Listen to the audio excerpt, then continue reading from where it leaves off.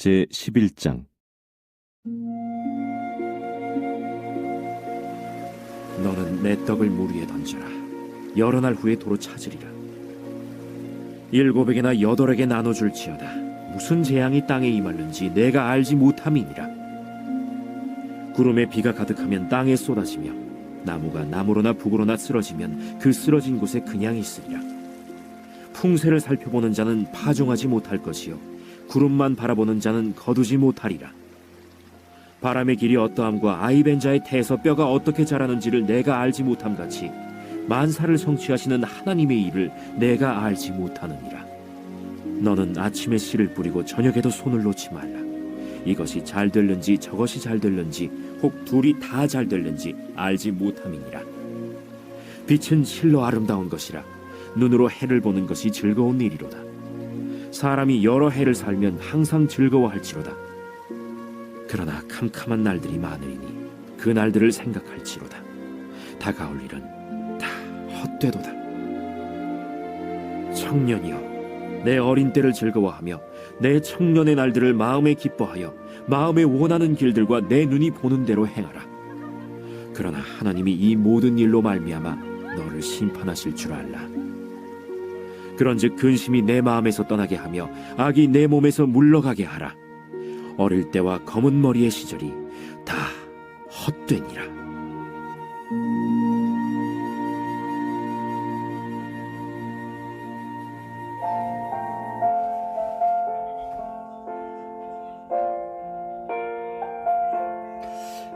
우리는 불확실한 세상에서 살아가고 있습니다. 그래서 이 작은 변화에도 우리는 불안해하고 조금만 늦어도 조급해하죠. 이 불확실성을 조금이라도 없애기 위해서 이 세상이 하는 말에 기울이면서 많은 사람들이 살아갑니다. 그러나 불확실한 세상에서 흔들리지 않는 인생을 살기 원한다면 우리는 세상의 말이 아니라 하나님의 지혜의 말씀에 귀를 기울여야 되는 거죠. 한 치 앞도 내다볼 수 없는 이 세상을 어떻게 이 지혜롭게 살아가야 될지를 오늘 전도자는 우리들에게 교훈해주고 있습니다. 이 먼저 전도자가 내 떡을 물 위에 던지라 라고 말하죠. 그러면 여러 날 후에 그것을 도로 찾게 된다고 합니다. 또한 무슨 재앙이 닥칠지 모르기 때문에 이 7이나 8에게 또 나눠주라고 하죠. 최대한 많은 사람에게 나눠주라는 건데 이 떡을 물 위에 던진다는 것, 이 나눠준다는 게 정확하게 어떠한 의미인지가 이제 많은 논란이 있습니다. 보통은 이제 구제의 의미로 많이들 해석을 하고요. 또는 당시 이제 무역했던 그런 것과 좀 관련을 해서 이제 분산 투자를 하라라는 그런 의미로 뭐 해석을 하기도 하고, 아니면 자신의 능력껏 주어진 기회대로 모든 시도들을 해봐라, 뭐 이런 의미로 이제 보기도 합니다. 근데 이제 제일 많이 알려져 있는 이 구제로 의미로, 나눔의 의미로 이제 한번 보자면, 미래에 어떤 일이 일어날지 모르기 때문에 이 다른 사람들을 돕고 나눠주는 삶을 살라라는 권면이 되겠죠. 이 빵을 물 위에 던지는 것, 사실 그 빵을 도로 되찾는다는 것은 불가능에 가까운 거죠. 그러니까 도움을 줄 때 나에게 보답을 줄 수 없는 사람들에게라도 이 대가를 바라지 말고 그들을 돕고 나누어 주라는 거예요. 그런데 그렇게 다른 사람들을 도와주고 나눌 때 어떤 형태로든지 나도 도움을 받을 수 있게 된다라는 거죠. 이 사회적으로 약한 자, 그러니까 이 구약에 의하면 어떤 고아나 가부나 나그네를 돕는 것, 이것은 하나님이 기뻐하시는 삶이에요. 하나님은 이런 구제와 선행을 행한 자들을 도와주시고 은혜를 베풀어 주심으로 그 선행을 반드시 갚아주신다라는 것을 믿어야 하는 거죠. 그렇기에 이 도울 힘이 있을 때 열심히 이웃에게 선을 베푸며 우리가 살아가기를 바랍니다. 지금은 나의 상황이 좋아서 다른 사람들을 도울 수 있지만 정말 예측 불가능한 이 세상에서 이러한 상황이 역전될 수가 있더라는 거예요. 이제는 내가 누군가로부터 도움을 받아야 돼, 그런 상황이 닥칠지 모르는 거죠. 그때 내가 전에 베풀었던 이 구제와 선행이 나에게 되돌아오는 그런 은혜가 임하게 될 것이다 라는 것을 우리가 기억해야 되는 거죠. 자, 그러나 우리가 또한 우리가 살아가면서 어느 정도 예측 가능한 일들도 있어요. 예를 들어서 우리가 비를 머금은 이 그런 흐린 구름을 우리가 보게 되면 뭐라고 예상을 합니까? 아, 비가 올 거다 예상을 하죠, 반드시. 이런 수준의 예측은 가능하기 때문에 우리가 평소에도 뭐 무엇을 어떻게 할까, 이런 수준에서의 결정들은 내립니다. 그런데 세상의 일들이 이 예측 불가능하다라는 것만 생각하면서 이것저것을 따지고 아무것도 하지 못한 채 이 세월만 보내는 것은 어리석은 태도가 된다라는 거예요. 우리가 바람이 어떻게 불고 태아가 어떻게 자라는지는 자세히 알지 못하지만은 이 바람의 방향이 변하는 것을 보고 씨를 뿌리고 여인의 배가 불러오는 것을 보고 태어날 아이를 위해서 여러 가지를 준비를 해야 되는 거죠. 그러니까 미래가 불확실하지만은 우리에게 주어진 일들을 성실하게 감당하며 살아가야 된다는 거예요.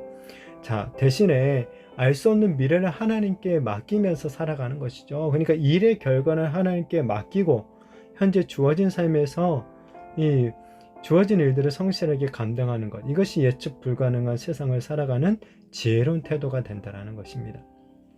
그리고 이 핑계 저 핑계 대면서 아무 해야 될 일도 하지 않는 사람과 성실하게 주어진 일들을 감당하는 사람 중에 당연히 성실한 사람이 이 성공의 열매를 맛볼 확률이 클 수밖에 없는 거죠. 우리 성도들은 믿음 안에서 하나님께 은혜를 구하며 이 주어진 삶에서 성실하게 살아가야 되는 것입니다. 혹 이 중간중간 예측하지 못한 일들이 생기고 어떤 어려움들이 생긴다 하더라도 우리는 무엇을 믿어야 됩니까? 결국 모든 것이 합력하여서 선을 이루어 가시는 그 하나님을 온전히 믿고 의지하면서 이 주어진 삶 가운데 성실하게 그 일들을 감당하며 살아가는 우리들이 되었으면 좋겠습니다.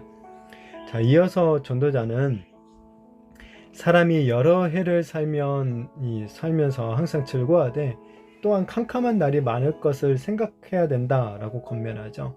자, 이것은 주어진 생명을 누리되 슬픔과 죽음의 날들을 또한 생각하면서 하나님 앞에서 겸비한 자세에서 살아가야 된다라는 것을 교훈하죠. 사람들은 삶이 형통하고 풍요로우면 스스로 교만해지기 쉽게 됩니다. 그러한 삶이 영원히 지속될 것 같은 어떤 착각 속에서 자신이 이제 삶의 주인이 되어버리고 자기가 노력하면 모든 것을 다 이룰 수 있다라는 그런 망상에 사로잡히게 되는 거죠. 자, 그러나 그 모든 즐거움과 기쁨 하나님이 허락하신다는 거예요. 언제든지 어두운 그림자가 덮치는 날이 올 수 있다라는 사실을 잊지 말아야 되는 거죠. 자신의 삶에, 우리의 삶에 평강을 주시는 하나님께 감사하면서 그 열매를 가난하고 공고한 이웃들과 나누면서 이 나의 또한 공고한 날을 준비하는 그런 지혜가 필요한 거예요. 무엇보다 우리 성도들 마지막 날 예수님의 그 주님의 심판대 앞에 서게 될 것을 잊지 말고 그때를 준비하는 지혜로운 삶을 살아가야 하는 것입니다. 우리 인생은 이 시공간이라는 한계 안에 있어요.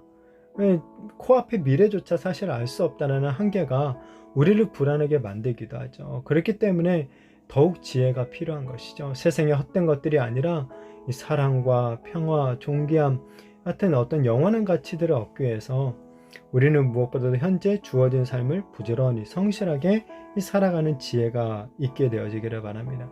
하나님이 은혜로 주신 것들을 우리가 일상에서 누리면서 하나님께 감사하고 또한 이웃들과 그 은혜를 우리가 나누면서 정말 어떤 예측할 수 없는 그런 우리의 인생을 갖다가 지혜롭게 준비하며 살아가는 저와 우리 모든 성도님들이 되시기를 예수님의 이름으로 축복합니다.